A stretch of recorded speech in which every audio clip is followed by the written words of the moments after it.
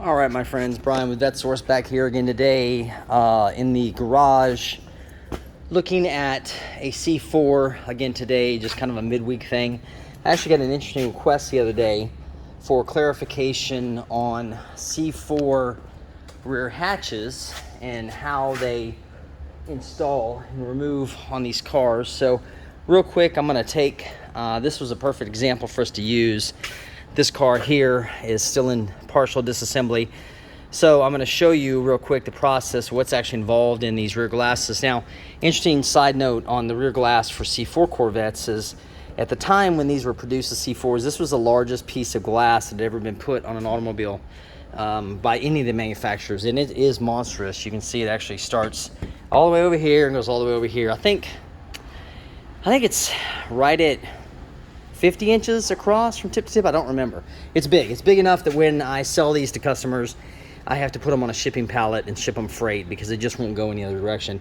Now, they're actually quite sturdy. They've all got the defrost ribbons in them and other sort of things, but they're built really strong. They're actually a really thick piece of glass, so they're quite heavy, as a matter of fact, too.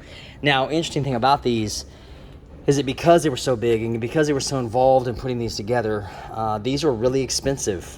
These were list price over $3,000 as of the last paper catalog I have was 1993. So these were not a cheap item. And one of the things that happened to them as the years progressed, it's made them really hard to source now, is that well, not hard to source because they made 500,000 of these cars, but somewhere along the line, the mold that they used to make these got damaged, got cracked, something messed up with it, and there was no way they were going to spend all the money in tooling to get it refixed again. So the molds have been scrapped. So all you're going to find on rear glasses is used units out there. In case anybody's looking, I have 40 of them, give or take a few. So if you need one, let me know. I've got plenty of them. They're taking up lots of space. So anyway, what I want to do today was kind of show you guys the process for taking these in and out of the car. And it's a lot simpler than you'd first guess looking at it, but this one was torn down a little bit more than it probably should have been, but it actually gives me a great advantage point from an exploded view. So obviously you've got the back glass, you've got the trim panel, you've got the third brake light, which for 1990s ZR1, well no, actually 90 ZR1 and base coupes had the third brake light on top. 91 through 96s, it's only the ZR1s that had the brake light.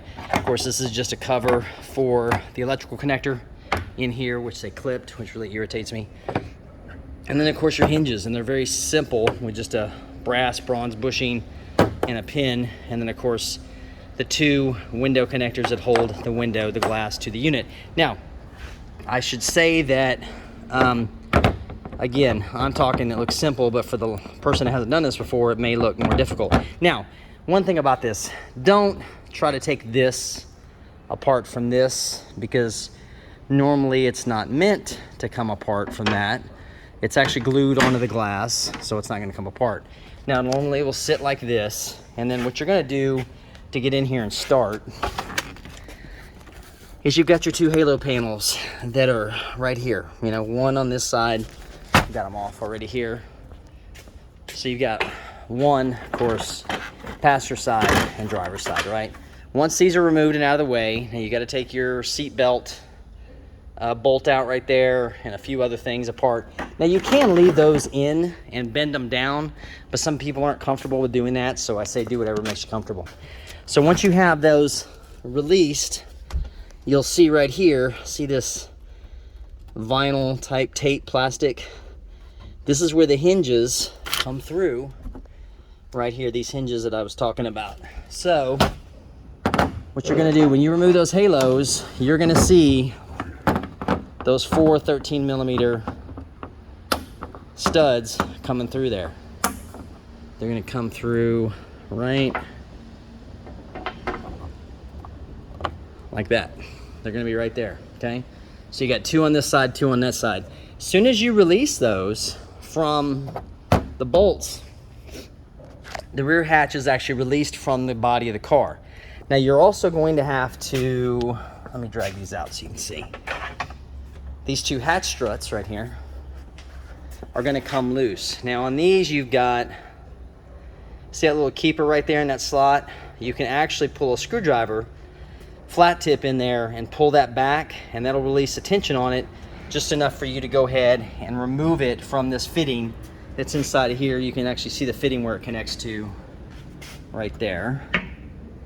If I can get that in the right orientation. It sits right there like that. See that? So, and of course your other end attaches right here in this corner. So pretty much it's a very simple operation. 4 13mm bolts that screw through the body of the car. And one other thing you're gonna have to do is, if your car does have the third brake light, you're gonna have to remove this without cutting it. I don't know why these guys cut it, because the harness disconnects a little bit further down, but anyway, I'm not gonna get into that. So that harness right there will run through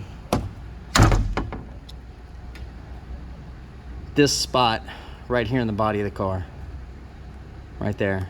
And then of course, once that's threaded through, and you can see that captive right there, this piece with the 10mm will fit right on top of there. Now this is only going to be applicable if you have a third brake light on the roof of the car. On the upper part, if your brake light is in the bumper, whereas an earlier car, you don't, well, I'm saying 84, 85, 86 through 90 is going to have the third brake light on the roof, and 91 through 96 is going to have it in the rear bumper. And of course, if you've got a convertible, then your rear third brake light is in the bumper already. So of course, this just fits in there like this, and I'm kind of one-handed it, so I'm not really getting too deep into this. And of course, the hinges fit right there.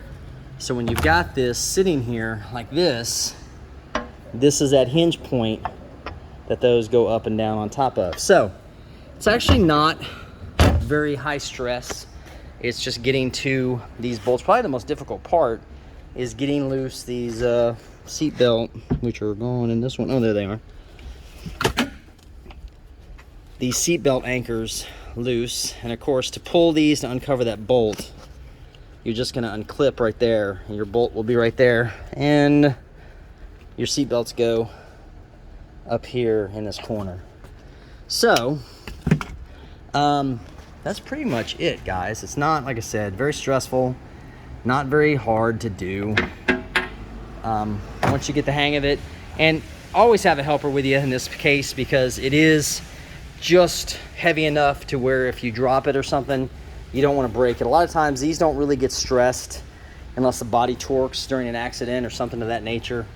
And then that really, at that point, you're really looking at whether or not they're just going to total the car. Sorry, it's super hot in here, so just wiping the sweat off. So anyway, third brake light too. The only bad thing about the third brake light is that to get to the bulbs inside of it, you actually have to take the third brake light loose from the car, which if you've got it installed, doesn't really give you a whole lot of room to work with here. So I'll save that for another day. We'll talk about that another day. So anyway, this is just kind of a midweek interlude, guys. I'll be back this weekend with some more stuff on the Formula 350 rebuild. And eventually we'll talk more about this car. This one has, all my cars have a very interesting history. This one has quite a bit of interesting history, so we'll talk about it more. Of course, if you've been with me for a while, you've also seen my long-term 92 6-speed convertible project. It really kind of started when I started putting videos on YouTube on a normal basis. But anyway, I'll be back again on this weekend. Let me know if you got any questions or anything in the comments below, and we'll talk to you guys then. Thanks for watching.